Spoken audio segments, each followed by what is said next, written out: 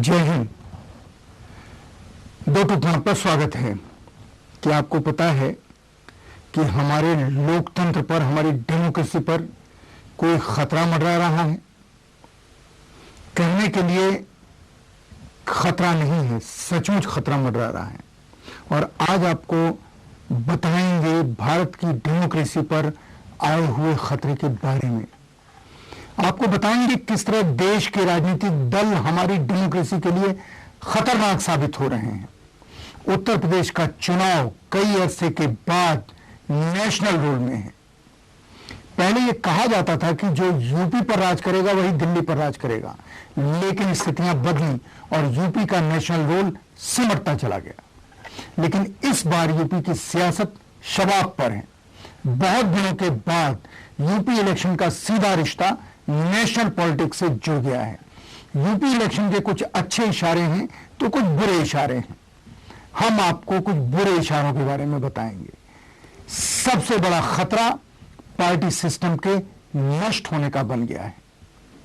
पार्टियों का चाल, चरित्र और चेहरा बदल गया है। सभी पार्टियां अपने कार्यकर्ताओं और समर्थकों से ज्यादा कॉर्पोरेट एजेंसियों, एड एजेंसियों, पीआर एजेंसियों और इवेंट मैनेजमेंट कंपनियों पर भरोसा करने लगी हैं। राजनीतिक दल अब अपने कार्यकर्ताओं की बातों से ज्यादा सर्वे करने वाली फर्जी एजेंसियों पर भरोसा करने लगे हैं। लोगों के बीच से अब नेता नहीं चुनकर आते हैं। आजकल टीवी स्टूडियो में बहस करने से लोग नेता बन जाते हैं। यही वजह है कि आज बड़े बड़े नेताओं की रैलियों में कार्यकर्ताओं और समर्थकों की जगह भाड़े के लाए हुए लोग नजर आते हैं। इसलिए रैलियों में भीड़ तो नजर आती है, लेकिन वोट नहीं मिलता। और भारतीय जनता पार्टी इसमें नंबर 1 है, सबसे अव्वल है। भारतीय जनता पार्टी ने सबसे पहले जब शाइनिंग इंडिया को कैंपेन बनाया, बड़ी बड़ी विदेशी कंपनियों के एक्सपर्ट्स के साथ चुनाव जीतने की रणनीति बनाई। मीडिया में जबरदस्त प्रचार किया गया। अखबारों और टेलीविजन में सर्वे रिपोर्ट प्रकाशित प्रसारित कराई गई। खूब पैसे खर्च हुए। भारतीय जनता पार्टी को लगा कि वो चुनाव आसानी से जीत जाएगी। चुनाव विश्लेषकों और राजनीतिक टिप्पणीकारों ने भी चुनाव से पहले ऐलान कर दिया कि अटल बिहारी वाजपेयी के नेतृत्व में एनडीए फिर से लोकसभा चुनाव जीतेगा। लेकिन जब नतीजे आए तब सभी के होश उड़ गए। भाजपा चुनाव हार गई। फिर 2009 में भी भाजपा ने यही काम दोहराया और वो फिर चुनाव हार गई। इस रणनीति का नतीजा ये हुआ कि भारतीय जनता पार्टी के कार्यकर्ता ही पार्टी से दूर चले गए। हैरानी की बात ये कि भाजपा की यह बीमारी दूसरी पार्टियों को लग गई। यूपी में चल रहे चुनावों में भी ये खबर आई कि मायावती करोड़ों रुपए खर्च कर बड़ी बड़ी एड एजेंसियों की सेवाएं ले रही हैं ताकि वो फिर से चुनाव जीत सके। देखना यह है कि मायावती को इसका क्या फायदा होता है। सवाल है कि इस तरह के कैंपेन का नुकसान क्या है। हिंदुस्तान पूरी दुनिया के मास मोबिलाइजेशन के लिए जाना जाता है। भारत में गरीबी है, अशिक्षा है, लेकिन यहाँ का वोटिंग परसेंटेज दुनिया के कई विकसित प्रजातंत्र से कहीं ज्यादा है, क्योंकि यहाँ के लोग राजनीतिक तौर पर ज्यादा जागरूक हैं। इसकी वजह है कि स्वतंत्रता संग्राम के दौरान हमारे नेताओं ने पूरे देश में न सिर्फ संगठन को खड़ा किया, उन्होंने गांव और मोहल्लों में कार्यकर्ताओं की भीड़ खड़ी कर दी थी, जिसकी वजह से स्वतंत्रता संग्राम का आंदोलन सफल हुआ। लेकिन पिछले कुछ सालों में राजनीतिक दलों ने मास मोबिलाइजेशन की रणनीति को छोड़कर इलेक्शन मैनेजमेंट पर ज्यादा ध्यान दिया है। दरअसल कॉर्पोरेट और एड एजेंसियों की सेवाएं लेने का मतलब ये है कि पार्टी का अपने संगठन और कार्यकर्ताओं से भरोसा उठ गया है। यही वजह है कि सभी पार्टियों को हर पोलिंग बूथ पर एजेंट बनाने के लिए पैसे देने पड़ते हैं। रैलियों के लिए लोगों को पैसे देकर बुलाया जाता है। यही वजह है कि नेताओं की रैलियों में भीड़ तो होती है, लेकिन वे चुनाव हार जाते हैं। यह देश के प्रजातंत्र के लिए खतरनाक संकेत है। राजनीतिक दलों ने ऐसा रास्ता चुना है जिसमें देश की राजनीति से आम आदमी विमुख होता जा रहा है। अब चुनाव के लिए गांवों में, शहरों में लोगों की टोलियां नहीं बनती, जुलूस नहीं निकलते। इसमें चुनाव आयोग का भी रोल रहा है। चुनाव प्रचार के लिए इतना कम समय दिया जाता है कि प्रजातंत्र और चुनाव अब त्योहार नहीं रहा। यही सबसे बड़ा खतरा है। अब हाल ये है कि सभी बड़ी पार्टियां मीडिया प्रचार, कॉर्पोरेट और एड एजेंसियों के सहारे चुनाव लड़ रही हैं। सभी पार्टियों के कार्यकर्ता निराश और हताश हो चुके हैं। ये एजेंसियां पार्टियों से करोड़ों रुपए लेती हैं। इसलिए राजनीति में ऐसे लोगों की पूछ बढ़ गई है जिनके पास पैसा है या जो उद्योगपतियों से पैसे लाकर पार्टी फंड में दे सकते हैं। इसका नुकसान यह है कि राजनीतिक दल और सरकार उद्योगपतियों के हित में काम करने के लिए मजबूर हैं और आम आदमी, किसान, मजदूर, वनवासी, पिछड़े और अल्पसंख्यक हाशिए पर चले गए हैं। यही देश के प्रजातंत्र की बुनियाद को कमजोर कर रहा है। भारतीय जनता पार्टी ने इसकी शुरुआत की, लेकिन अब यह बीमारी सभी पार्टियों में लग गई है। हर पार्टी अब एजेंसियों के सहारे चुनाव लड़ने लगी हैं। इसमें बहुत खर्चा होता है। यही वजह है कि राजनीति अब विचारधारा से ज्यादा विज्ञापन की लड़ाई हो गई है। दरअसल हिंदुस्तान की राजनीति मनी पावर के सामने नतमस्तक हो गई है। जिस पार्टी के पास ज्यादा पैसा हो उतनी बड़ी पार्टी इवेंट मैनेजर सी रैलियां कराते हैं, ऑर्गेनाइज करते हैं और मीडिया के सहारे जनता से संवाद होता है। स्थिति ऐसी है कि यह कहा जा सकता है कि देश के राजनीतिक दल अपनी भूमिका और दायित्व को भूल चुके हैं। इसका सबसे बड़ा नुकसान यह हुआ है कि राजनीतिक दलों ने कार्यकर्ताओं को ही पॉलिटिकल प्रोसेस से बाहर कर दिया है, अलग कर दिया है। और जो कार्यकर्ता इसमें शामिल हैं उनकी हालत यह है कि वो अपनी ही पार्टी में निराश और विचारधारा से विमुख हैं। फिलहाल एक ब्रेक लेते हैं और ब्रेक के बाद आपको देश की डेमोक्रेसी के सामने दूसरे खतरों के बारे में बताएंगे जो बहुत दूर नहीं है, बिल्कुल नजदीक आ चुके हैं। लेकिन ब्रेक पर जाने से पहले एक सूचना आपको देना चाहते हैं। हम आज से 2 टूक में एक प्रतियोगिता शुरू कर रहे हैं। हम चाहते हैं कि आप अपनी प्रतिक्रिया देकर इस कार्यक्रम का हिस्सा बने। जरूरी नहीं है कि आप इस कार्यक्रम में कही हुई बातों से सहमत हों। अच्छी या बुरी प्रतिक्रिया दें और जो सबसे बेहतर प्रतिक्रिया होगी उसे अंकुश कैपिटल की तरफ से 5 लाख रुपए का गिफ्ट हैम्पर दिया जाएगा। आप अपनी प्रतिक्रिया 562635 पर एसएमएस कर सकते हैं। इसके लिए आप पहले कैपिटल में DT टाइप करें और अपनी प्रतिक्रिया लिख दें। एसएमएस में अपना नाम और पता लिखना न भूलें। आप अपनी प्रतिक्रिया, क्योंकि हो सकता है आपकी प्रतिक्रिया थोड़ी लंबी हो, हमें मेल भी कर सकते हैं। हमारा ईमेल आईडी है feedback.dotuk@gmail.com।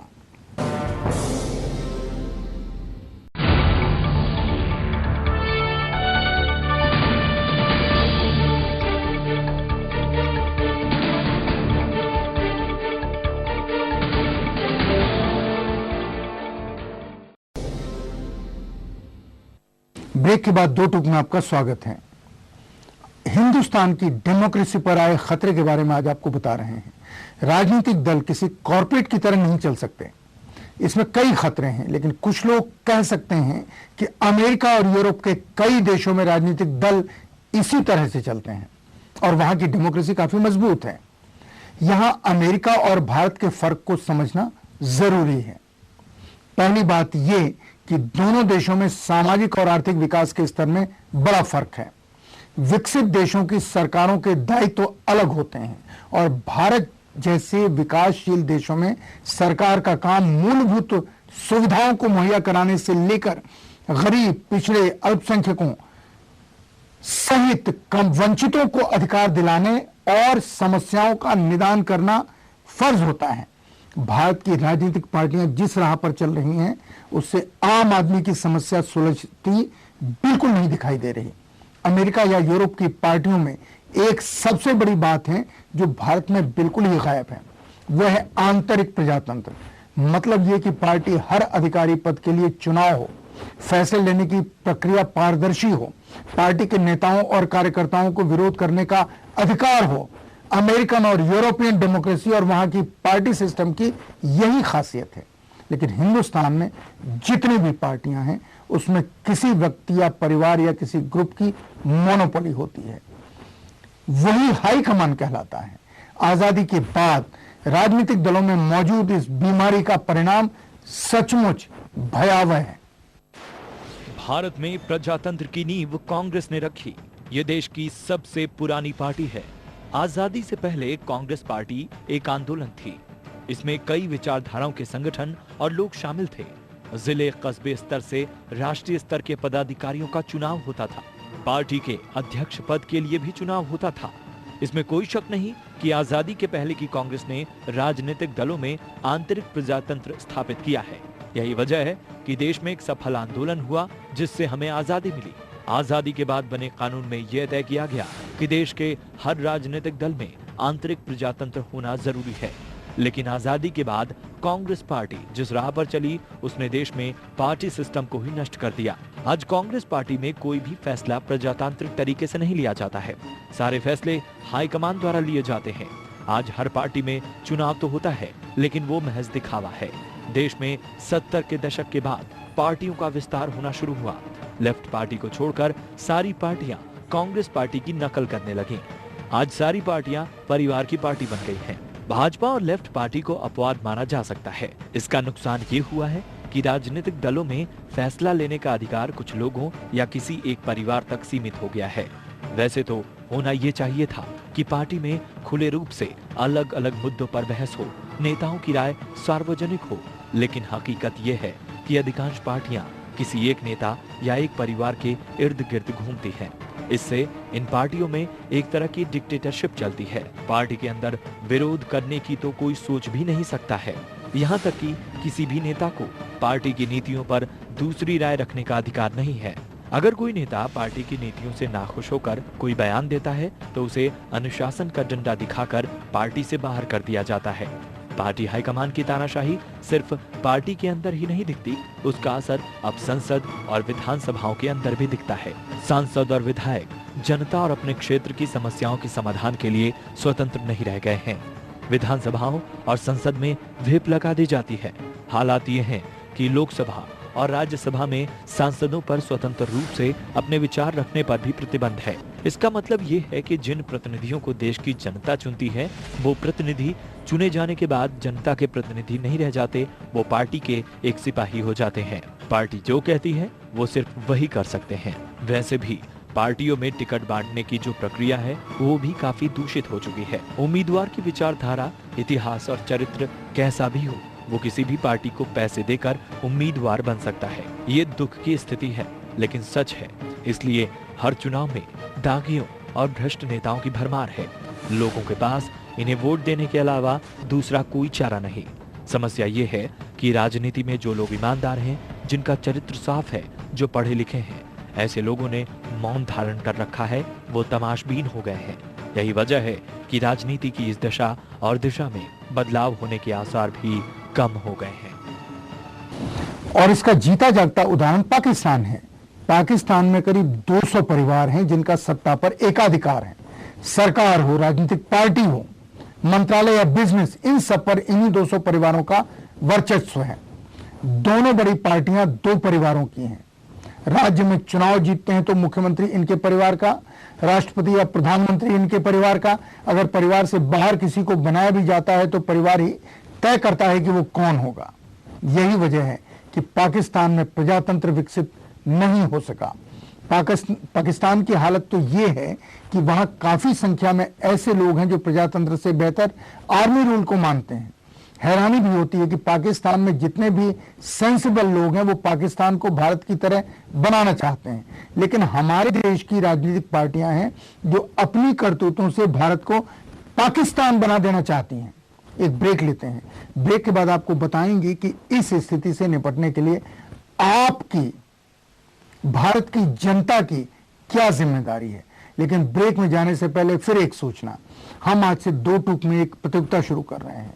हम चाहते हैं कि आप अपनी प्रतिक्रिया देकर इस कार्यक्रम का हिस्सा बने और जो सबसे बेहतर प्रतिक्रिया होगी उसे अंकुश कैपिटल की तरफ से 5 लाख का गिफ्ट हैम्पर दिया जाएगा। आप अपनी प्रतिक्रिया 562635 पर SMS करें। इसके लिए आप अपने कैपिटल में, पहले कैपिटल में DT टाइप करें और अपनी प्रतिक्रिया लिख दें। SMS में अपना नाम और पता लिखना न भूलें। आप अपनी प्रतिक्रिया हमें ईमेल भी कर सकते हैं। हमारा ईमेल ID है feedback.dotuk@gmail.com। ब्रेक के बाद अभी वापस लौटते हैं।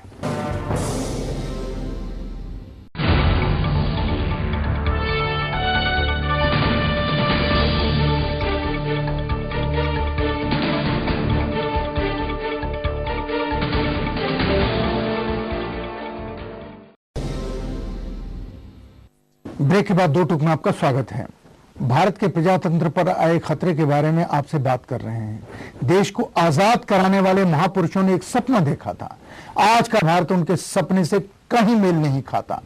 संविधान बनाने वालों ने हिंदुस्तान में राजनीति को सामाजिक विकास और समानता स्थापित करने का एक जरिया माना था, लेकिन राजनीतिक दलों ने इसे उद्योगपतियों का पिछलग्गू बना दिया। सरकार किसी भी पार्टी की हो, राज्य में या केंद्र में, इन्हीं लोगों से ज्यादा उद्योगपतियों और माफिया की चिंता है। यही वजह है कि देश में बेरोजगारी, महंगाई, साफ पानी और बिजली की कमी, स्वास्थ्य सेवाओं की कमी, हर जगह कमी ही कमी दिखाई देती है। लेकिन इन लोगों को कोई फर्क नहीं पड़ता। जिन पर इन सब की जिम्मेदारी है वो आंख बंद किए बैठे हैं। इसकी वजह यह है कि जिन विरोधी पार्टियों को देश में जन आंदोलन करना चाहिए था, वो चुपचाप तमाशा देख रही हैं। एक जमाना था जब बोफोर्स के नाम पर देश की राजनीति बदल गई। कांग्रेस को चुनाव हारना पड़ गया था। वह घोटाला 100 करोड़ से भी कम का था। लेकिन आज पॉलिटिकल मोरालिटी का हाल यह है कि 100 करोड़ के घोटाले को लोग घोटाला नहीं मानते। सिर्फ प्याज के दाम बढ़ने की वजह से कांग्रेस पार्टी ने दिल्ली से भाजपा का पत्ता साफ कर दिया। लेकिन आज हर चीज महंगी है। देश की जनता चुपचाप महंगाई की मार झेल रही है। लगातार एक के बाद एक घोटाले हो रहे हैं, लेकिन कोई फर्क नहीं पड़ता। विरोधी पार्टी के नेताओं का बयान आता है, लेकिन उन पर लोगों को भरोसा नहीं होता है। सरकार योजनाओं को लागू करती है, विकास के दावे करती है, लेकिन लोगों को यकीन नहीं होता। आज भारत की राजनीति सबसे बड़े संकट के दौर से गुजर रही है। राजनीतिक दल हो या नेता या फिर सरकार, लोगों का विश्वास उठता जा रहा है। इसकी वजह है कि राजनीतिक दलों ने अपनी करतूतों से जनता का विश्वास खो दिया है। सबसे ज्यादा आश्चर्य लेफ्ट पार्टियों पर होता है। ये अकेली ऐसी पार्टियां हैं जिनकी विचारधारा और अस्तित्व का आधार ही जन आंदोलन है। लेकिन लेफ्ट पार्टियों ने अपनी पूरी सियासत कमरों में बैठकर रणनीति बनाने और टीवी चैनलों में भाषण देने तक सीमित कर दी है। उनके नेता कार्यकर्ताओं से दूर चले गए हैं और अब जब पश्चिम बंगाल और केरल में सरकार नहीं है तो ऐसा लगता है कि लेफ्ट पार्टियां देश की राजनीति के मानचित्र से ही गायब हो गई हैं। यह भी एक खतरा है, क्योंकि सरकार की जन विरोधी नीतियों के खिलाफ न तो कोई आंदोलन करने वाला बचा है और न कोई विरोध करने वाली पार्टी ही नजर आती है। ममता बनर्जी देश की राजनीति में एक आशा की किरण बनकर उभरी है। ममता ने ये साबित किया है कि चुनाव जनता के साथ, जनता के मुद्दों को उठाकर जीता जा सकता है। वरना ज्यादातर नेताओं की मनोस्थिति ये हो गई है कि उन्हें लगता है कि राजनीति में मुद्दों और विचारधारा का महत्व खत्म हो चुका है और चुनाव जीतने के लिए सिर्फ सही जातीय समीकरण ही काफी है। राजनीतिक नेताओं की ये निराशा उनके खुद के दिमाग की उपज है। ऐसा नहीं है कि लोगों ने राजनीतिक गतिविधियों में शामिल होने से मना कर दिया है। सही तरीके से मुद्दों को उठाकर जनता का समर्थन लिया जा सकता है, जैसा कि अन्ना हजारे ने किया। जब लोकपाल का आंदोलन चला तो अन्ना के साथ पूरा देश खड़ा हो गया। काले धन का मुद्दा लेकर जब रामदेव शहरों में घूमते हैं तो उन्हें भी भरपूर समर्थन मिलता है। लेकिन इसी काले धन के मुद्दे पर जब लाल कृष्ण आडवाणी रथ यात्रा पर निकलते हैं तो वो फ्लॉप हो जाती है। राजनीतिक दलों को ये समझना पड़ेगा कि क्यों उनकी रैलियों में लोगों को लाने के लिए पैसे देने पड़ते हैं, लेकिन अन्ना के आंदोलन में लोग अपना पैसा खर्च कर शामिल होते हैं। ये स्थिति प्रजातंत्र के लिए तो खतरनाक है ही, राजनीतिक दलों के लिए भी खतरनाक है, क्योंकि अगर सिविल सोसाइटी के लोग राजनीति में कूद पड़े तो इनका पत्ता साफ हो जाएगा।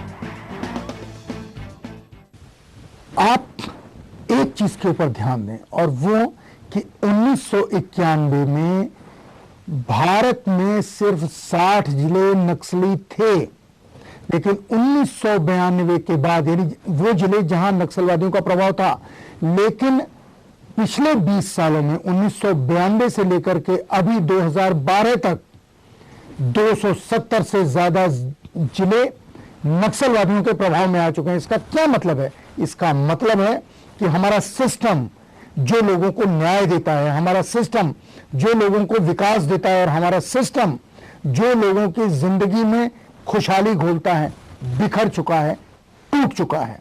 लोगों में निराशा पैदा हो गई है, और ये लोकतंत्र के ऊपर सबसे बड़ा खतरा है। इस खतरे से लड़ने का जिम्मा किसका है? इस खतरे से कौन देश को बचाएगा? मेरा मानना है कि आर्मी इस खतरे से लड़ने का सबसे बड़ा हथियार है। हमारी हिंदुस्तान की आर्मी लोकतंत्र की रक्षा की सबसे बड़ी गारंटी है, लेकिन तभी तक जब तक कोई बेईमान भ्रष्ट जनरल जो इंटरनेशनल माफिया का रिप्रेजेंटेशन करता हो chief of the army staff न हो जाए। अगर वो नहीं होता है तो हमारी आर्मी लोकतंत्र की सबसे बड़ी गारंटी, जुडिशरी, सुप्रीम कोर्ट लोकतंत्र का दूसरा सबसे बड़ा पहरेदार है, और तीसरा और आखिरी पहरेदार, क्योंकि राजनीतिक दलों ने लोकतंत्र को समाप्त करने का ठेका सा ले रखा है। आपकी जिम्मेदारी है, हिंदुस्तान के लोगों की जिम्मेदारी है कि वो लोकतंत्र की रक्षा करें, सही फैसला करें और सही ढंग से दबाव बनाएं। इसके लिए जरूरी है कि लोकतंत्र जिंदाबाद का झंडा आपके हाथ में हो और लोकतंत्र जिंदाबाद का डंडा भी आपके हाथ में हो। जो लोकतंत्र से लड़ता हुआ, लोकतंत्र से मखौल करता हुआ दिखाई दे, उसका मुकाबला कीजिए। ये आपका ऐतिहासिक फर्ज है, और इसलिए फर्ज है क्योंकि आपके बेटों को लोकतंत्र में सांस लेने का और उनके बेटों को भी लोकतंत्र में सांस लेने का मौका मिलता रहे। लोकतंत्र कोई गरीब की जोरू नहीं है जिसको सब भाभी कह दें। लोकतंत्र हमारा अभिमान है, स्वाभिमान है, हमारी जीवन शैली है। बचाने की जिम्मेदारी आपकी है। हम जो कहते हैं सच कहते हैं, दो टूक कहते हैं। जय हिंद। कैसा लगा आपको हमारा ये कार्यक्रम? आप अपनी राय दे सकते हैं feedback.dotook@gmail.com पर।